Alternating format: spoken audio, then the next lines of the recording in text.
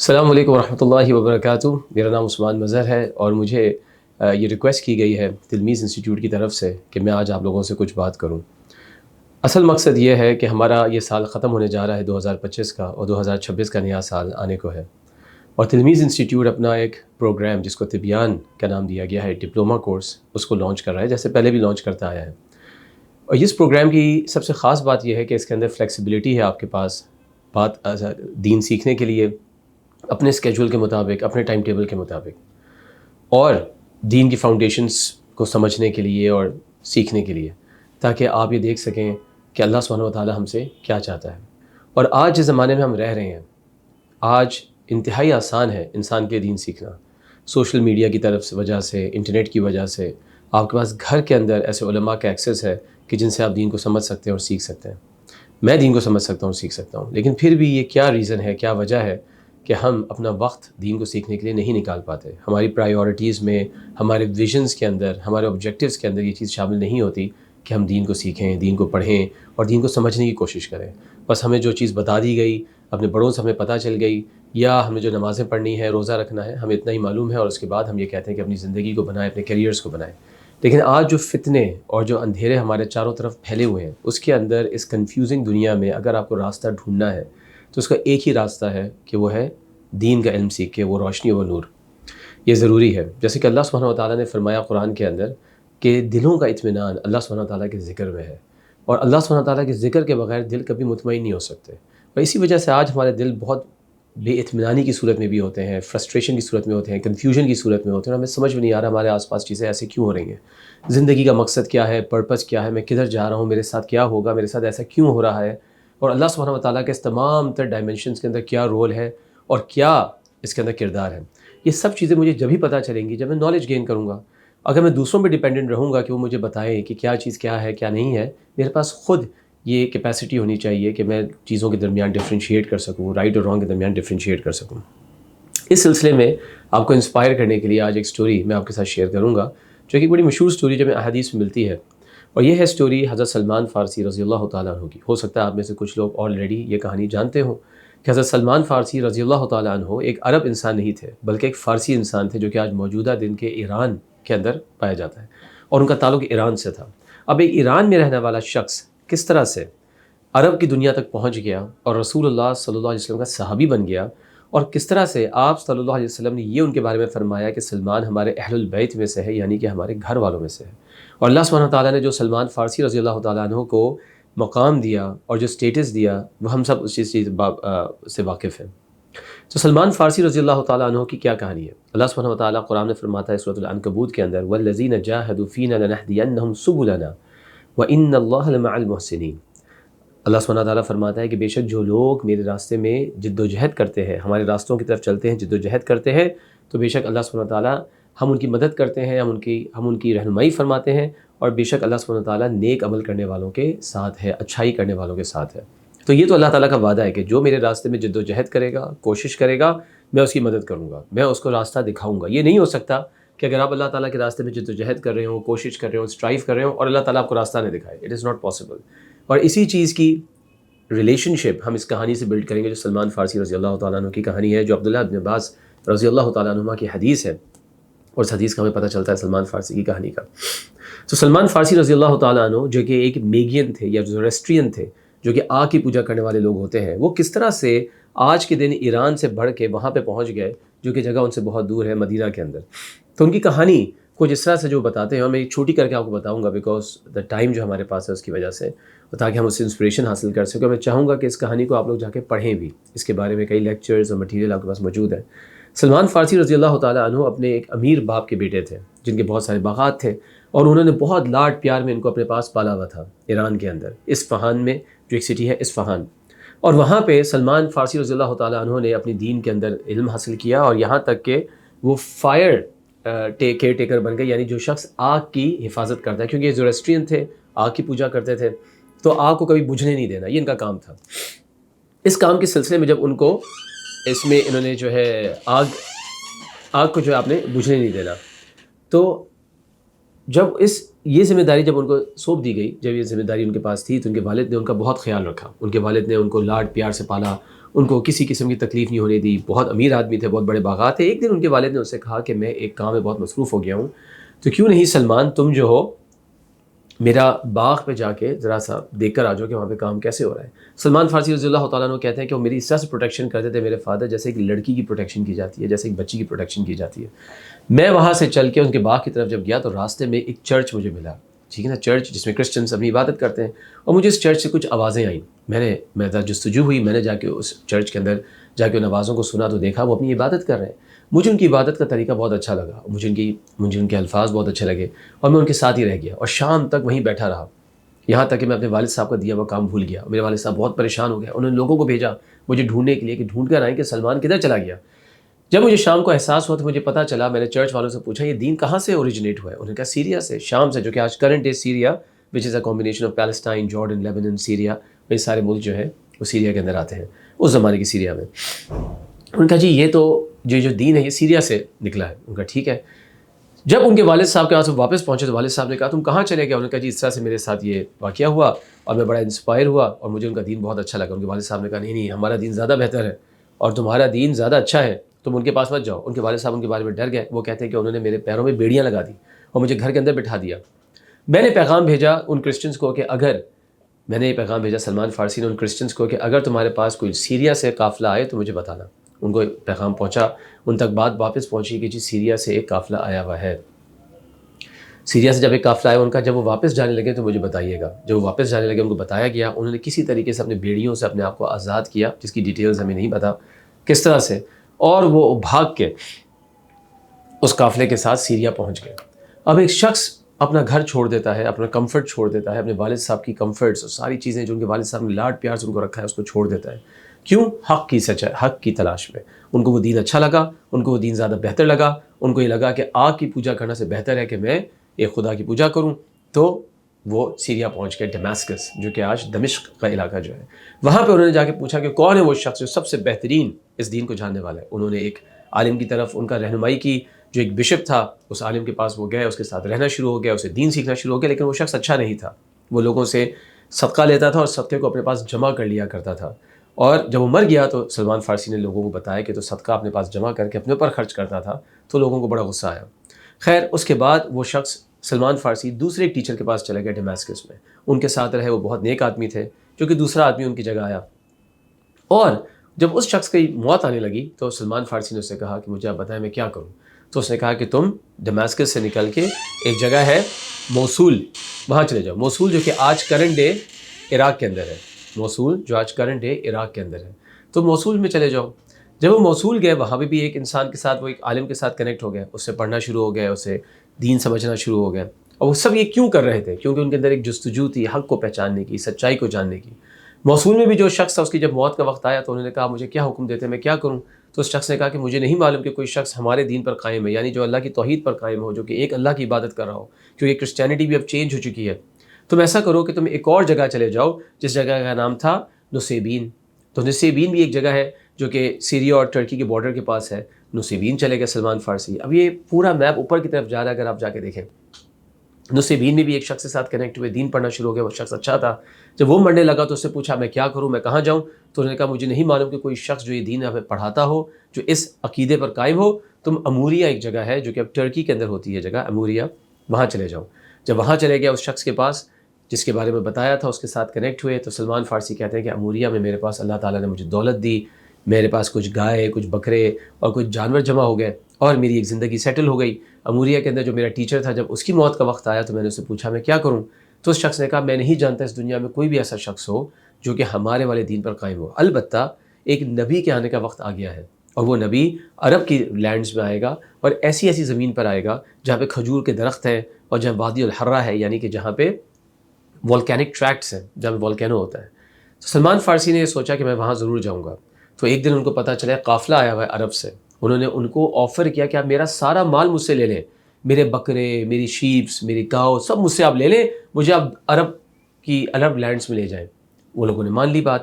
جب وہ وادی القرا کے پاس پہنچے، ایک جگہ آتی ہے وادی القرا، تو وہاں پہ انہوں نے سلمان فارسی کے ساتھ دھوکہ کیا اور ان کو غلام بنا کے بیچ دیا۔ آپ کو پتہ ہے اس زمانے میں غلام اور لونڈی کا کانسیپٹ ہوتا تھا، تو انہوں نے سلمان فارسی کا سارا مال بھی لے لیا اور ان کو غلام بنا کے بیچ بھی دیا۔ لوگوں کی طرف. کس کو بیچا؟ یہودیوں کی طرف. اب یہودی کدھر بستے تھے؟ ہمیں پتہ ہے یہودی مدینہ منورہ کے اندر تھے. تو وہ یہودی شخص جو ہے ان کو مدینہ منورہ لے گیا. جب سلمان فارسی کہتے ہیں میں نے مدینہ منورہ کی ایریا کو دیکھا تو میں پہچان گیا کہ شاید یہ وہ جگہ ہے جہاں اس نبی نے آنا ہے. سلمان فارسی کہتے ہیں کہ میں as a Ghulam as a sleeve کام کرتا رہا, اور سلیو کی زندگی بڑی ٹف زندگی ہوتی ہے جس کے اندر انسان کے کوئی حقوق نہیں ہوتے, کوئی رائٹس نہیں ہوتے, اس کو مارا بھی جاتا ہے, اس کو زخمی بھی کیا جاتا ہے, اس کو تکلیف بھی پہنچائی جاتی ہے, اس کو کوئی تنخواہ نہیں دی جاتی. ایک شخص جو کہ اپنے باپ کے ساتھ ایک کمفرٹیبل زندگی گزار رہا تھا, ایک بہت آرام والی زندگی گزار رہا تھا, آج وہ غلام بن کے بیٹھا ہوا ایک جگہ. کیوں؟ تاکہ وہ حق کو پہچان سکے, تاکہ وہ علم حاصل کر سکے, تاکہ وہ صحیح چیز تک پہنچ سکے. جستجو اس کی آپ دیکھیں اس کو کہاں لے کے جا رہی ہے. اور یہ چیز ہے یہ جستجو جو کہ ایک سنسیریٹی, جو اخلاص, جو نیت سلمان فارسی کے اندر تھی جس کے لیے وہ محنت کر رہے تھے. انہوں نے پرواہ نہیں کی میری دنیا جاتی ہے جائے, انہوں نے پرواہ نہیں کی میری آزادی جاتی ہے جائے, وہی کام کرتے رہے مدینہ کے اندر. ایک دن ان کے مالک کا جو کزن ہے وہ آیا, اس نے کہا کہ عربس کو پتہ نہیں کیا ہو گیا ہے, وہ ایک شخص کو نبی بولتے ہیں جو کہ مکہ میں آیا ہے, اور اب وہ شخص قبا کے اندر ہجرت کر آ گیا ہے. ہمیں پتہ ہے رسول اللہ صلی اللہ علیہ وسلم نے ہجرت جب کی مدینہ کی طرف تو آپ قبا میں رکے تھے. سلمان فارسی کہتے ہیں جب میں نے الفاظ سنے تو میرا جسم کانپنا شروع ہو گیا, یہاں تک کہ میں کہے شاید میں درخت کے اوپر تھا تو میں گر جاتا. سلمان فارسی نے نیچے آ کے اس شخص سے پوچھا تم کیا کہہ رہے ہو؟ تو ان کے مالک نے غصے سے ان کو مکہ مارا اور ان سے کہا کہ تم چپ رہو, تمہارے سے کیا کام ہے. خیر اس کے بعد ان کو کچھ عرصے بعد پتہ چلا کہ رسول اللہ صلی اللہ علیہ وسلم جو ہے, جو شخص کلیم کرتا ہے کہ وہ نبی ہے اللہ تعالیٰ کا, وہ قبا کے اندر ہے. تو ان کے جو آخری ٹیچر ہیں اموریہ میں, انہوں نے بتایا تھا کہ اس نبی کی نشانیاں کیا ہوں گی. کیا نشانی ہوگی اس نبی کی؟ نمبر 1 کہ وہ صدقہ نہیں کھائے گا, نمبر 2 وہ تحفہ صرف لے گا, اور نمبر 3 اس کی شولڈرز کے درمیان میں سیل آف دا پروفٹ یا مہر نبوت جس کو بولا جاتا ہے وہ ہے. تو یہ 3 نشانیاں ان کے ٹیچر نے ان کو بتائی تھی. سلمان فارسی کچھ کھانے کی چیزیں جمع کر کے رسول اللہ صلی اللہ علیہ وسلم کے پاس جاتے ہیں قبا میں, اور جا کے ان کو کہتے ہیں کہ یہ صدقہ ہے آپ کے لیے اور آپ کے ساتھیوں کے لیے, میں نے سنا ہے کہ آپ کو ضرورت ہے, آپ ایک نیک انسان ہیں تو آپ لیجئے. رسول اللہ صلی اللہ علیہ وسلم نے اس میں سے کچھ نہیں چکھا, لیکن اپنے ساتھیوں کو کہا تم کھاؤ. سلمان فارسی نے سوچا اپنے دل میں کہ یہ پہلی نشانی ہے. سیکنڈ ٹائم وہ دوبارہ کھانا لے کے ان کے لیے گیا. اب رسول اللہ صلی اللہ علیہ وسلم مدینہ پہنچ چکے تھے. مدینہ جا کے انہوں نے ان کو کہا کہ میں نے دیکھا کہ آپ صدقہ نہیں کھاتے, تو یہ تحفہ ہے میری طرف سے آپ کے لیے. رسول اللہ صلی اللہ علیہ وسلم نے اس میں سے کھایا, اپنے ساتھیوں کو بھی کھلایا. ان کا یہ سیکنڈ نشانی ہے. پھر وہ کہتے ہیں ایک دن میں بقیع الغرقد میں گیا, جو کہ قبرستان ہے مدینہ کے اندر بقیع کے نام سے, کہ میں رسول اللہ صلی اللہ علیہ وسلم کی آخری نشانی دیکھوں. اس دن آپ صلی اللہ علیہ وسلم نے جسم پہ ایک شال پہنی ہوئی تھی, ایک چادر پہنی ہوئی تھی. میں بار بار پیچھے جا کے ان کو دیکھتا تھا کہ میں کسی طرح سے مہر نبوت کو دیکھ سکوں. آپ صلی اللہ علیہ وسلم پہچان گئے. آپ نے اپنی چادر کو تھوڑا نیچے کیا, اور میں نے جیسے ہی مہر نبوت دیکھی تو میرے آنکھوں سے آنسو نکل آئے, میں رونا شروع ہو گیا, اور میں آپ کے جسم سے چپٹ گیا اور آپ کو پیار کرنا شروع ہو گیا. سبحان اللہ, یہ ہوتی ہے خوشی. اس شخص کو یہ پرواہ نہیں تھی اس چیز کی کہ میرا مال رہا کہ نہیں رہا, میں غلام بن گیا, میں آزاد ہوں کہ نہیں ہوں, میرے ماں باپ کدھر ہیں, میں کتنا دور آ گیا ہوں. اس کو اس چیز کی خوشی تھی کہ جو حق پہ شخص موجود ہے, جو نبی, جو پروفٹ اس وقت کا آنا ہے, وہ مجھے مل گیا. اور اس کے لیے اس شخص نے اپنی آزادی بھی بیچ دی, اپنا مال و دولت بھی دے دیا, اور اپنی پوری زندگی ختم کر دی. اور رسول اللہ صلی اللہ علیہ وسلم چپک کے وہ رونا شروع ہو گیا. آپ صلی اللہ علیہ وسلم نے ان کی کہانی سنی, صحابہ سے کہا کہ اس کی کہانی سنو, اور پھر آگے ہمیں پتہ چلتا ہے کہ کس طرح سے رسول اللہ صلی اللہ علیہ وسلم نے ہیلپ کی سلمان فارسی کی ان کی آزادی کو حاصل کرنے میں غلامی سے, جس کے لیے 300 درخت کھجور کے لگائے گئے جو آپ صلی اللہ علیہ وسلم نے خود اپنے ہاتھوں سے لگائے, اور ایک درخت بھی ان میں سے نہیں مرا. اور پھر سونا, 40 اوقیہ کا سونا بھی ان کے لیے دینا پڑا, جو کہ رسول اللہ صلی اللہ علیہ وسلم نے کے پاس جو مال آیا اس میں سے آپ صلی اللہ علیہ وسلم نے سلمان فارسی کو دیا, اور اس طرح سے سلمان فارسی آزاد ہو گئے. سلمان فارسی رضی اللہ تعالیٰ عنہ بدر اور احد کے اندر شامل نہیں ہو سکے, لیکن خندق سے آن ورڈ ساری چیزوں میں رسول اللہ صلی اللہ علیہ وسلم کے ساتھ شامل رہے, حتیٰ کہ رسول اللہ صلی اللہ علیہ وسلم دنیا سے چلے گئے. اور خندق کے موقع پر ہی رسول اللہ صلی اللہ علیہ وسلم نے سلمان فارسی کو کہا کہ یہ ہمارے اہل البیت میں سے ہے, یہ میرے گھر والوں میں سے ہے. اب آپ یہ سوچیں بات, سلمان فارسی کی سٹوری جو بڑی کوئکلی میں نے آپ کو بتانے کی کوشش کی ہے کہ ایک شخص پرشیا سے سٹارٹ کرتا ہے, عرب کی دنیا میں آ جاتا ہے, 5 مختلف لوکیشنز کو چینج کرتا ہے, 5 مختلف ٹیچرز کو چینج کرتا ہے, صرف اس چیز میں کہ حق کی تلاش میں. اور آپ مجھے بتائیں کہ اگر آخری ٹیچر سلمان فارسی کو ان کو نہ بتاتا کہ اس پروفٹ کی نشانیاں کیا ہیں جو پروفٹ آنے والا ہے, تو کیسے سلمان فارسی کو پتہ چلتا کہ یہی وہ شخص ہے جو کہ وہ نبی ہے, جو کہ سچا نبی ہے, جو کہ اللہ تعالیٰ نے ابھی بھیجنا ہے. یہ ہے علم کی دولت, یہ ہے علم کی اہمیت, یہ ویلیو, یہ امپورٹنس. لیکن یہ پہلے ٹیچر نے سلمان فارسی کو نہیں بتایا, بلکہ ان کو 4 مختلف اساتذہ سے گزرنا پڑا, 4 مختلف لوکیشنز چینج کرنی پڑیں, اور پھر جا کے ان کو آخری ٹیچر نے بتایا کہ اس شخص کی نشانیاں کیا ہوں گی. اگر پہلے ہی ٹیچر پہ وہ کافی ہو جاتا اور وہ آگے جستجو نہ کرتے, آگے کی علم حاصل نہ کرتے اور واپس اپنے گھر چلے جاتے, تو شاید سلمان فارسی آج وہ سلمان فارسی نہ ہوتے جو ہمارے دلوں میں وہ ہے. لیکن سلمان فارسی رضی اللہ تعالیٰ عنہ سچائی کی تلاش میں گھومتے رہے, چلتے رہے اور آگے بڑھتے رہے, یہاں تک کہ ان کا حق اور علم پہنچا، نشانی پہنچی، اور اس نشانی کی بیسس پہ انہوں نے رسول اللہ صلی اللہ علیہ وسلم کی نبوت کو پہچانا، اور آپ صلی اللہ علیہ وسلم کے صحابی بنے، اور آپ صلی اللہ علیہ وسلم کے اہل البیت میں سے حصہ بنے جیسا آپ نے فرمایا، اور آپ کی ایک ویلیو اور آپ کی ایک جو سٹیٹس ہے اسلام کے اندر سلمان فارسی کا، وہ سب چیزوں سے ہم بخوبی واقف ہیں، اور اللہ تعالیٰ نے سلمان فارسی رضی اللہ تعالیٰ عنہ کو آنر دیا، رسپیکٹ دی. کیوں؟ وہ سیکریفائس، وہ تکلیف جس سے وہ علم کے لیے گزرے.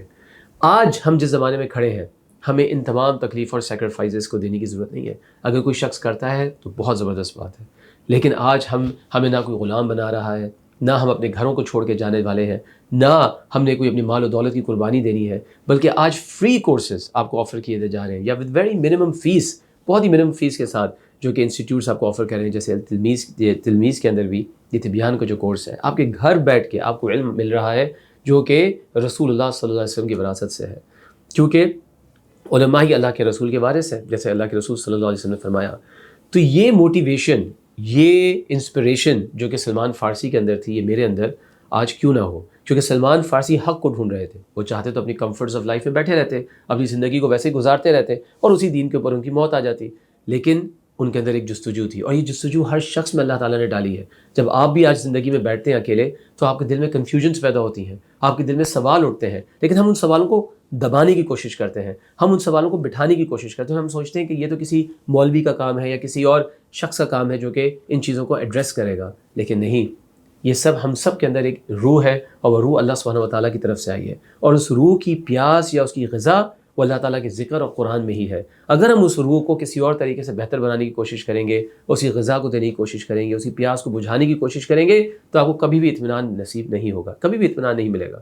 اس لیے یہ علم انسان کی اطمینان کا ذریعہ بنتا ہے، جس سے انسان کو کلیئرٹی ملتی ہے. جیسے سلمان فارسی رضی اللہ تعالیٰ عنہ کو کلیئرٹی ملی کہ کس شخص کی طرف، کہاں، کس ایریا میں انہوں نے جانا ہے، اسی طریقے سے یہ علم ہمیں کلیئرٹی دے گا کہ ہم نے مسائل کا حل کیسے کرنا ہے، ہم نے کس کے پاس جانا ہے، ہم نے کس طرح سے علم حاصل کرنا ہے، ہم نے کس طرح سے چیزوں کو دیکھنا ہے. جو آج چاروں طرف ہماری چیزیں اور فتنے پھیلے ہوئے ہیں، جو کنفیوژنس پھیلی ہوئی، ان کے درمیان ڈفرینشیٹ کیسے کرنا ہے، رائٹ اور رانگ کے درمیان ہم نے ڈفرینشیٹ جو ہے وہ کیسے کرنا ہے، یہ چیز ہمارے لیے امپورٹنٹ ہے. تو اس سلسلے میں اس انسپریشن کو اپنے اندر دیکھیں، اپنے اندر ڈھونڈیں. اگر آپ یونیورسٹی اسٹوڈنٹ ہیں، اگر آپ ایک پروفیشنل ہیں، اگر آپ آج کوئی بھی کام کر رہے ہیں، ہاؤس وائف ہیں، یا آپ جو ہے ایک فادر ہیں، مدر ہیں، کوئی بزنس مین ہے، ہر شخص کے لیے یہ اپرچونٹی موجود ہے کہ وہ دین کو سیکھے، اور یہ آپ کا حق ہے.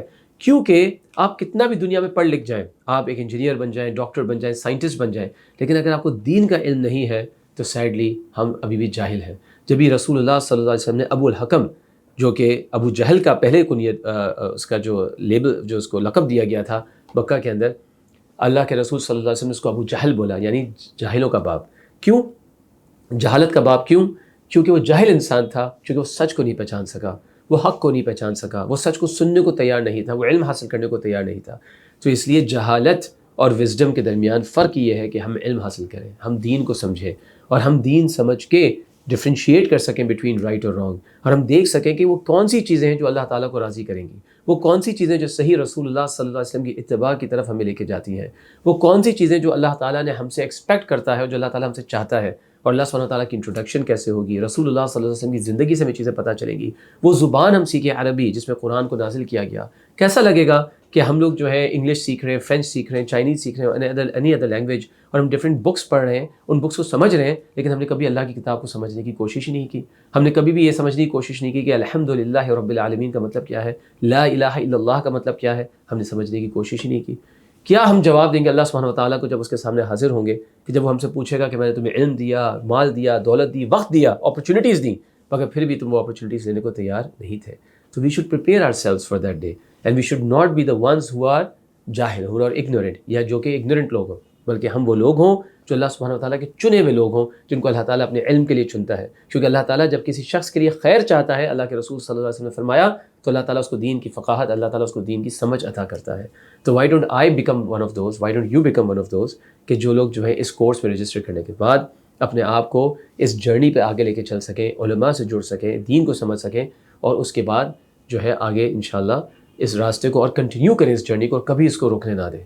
کیونکہ یہی لائٹ ہے اور یہی روشنی ہے جو کہ ہمیں ان اندھیروں میں دکھائے گی کہ ہم نے کس راستے کی طرف جانا ہے. ادروائز ہر طرف اندھیرا ہے جو ہمیں کنفیوز کرے گا.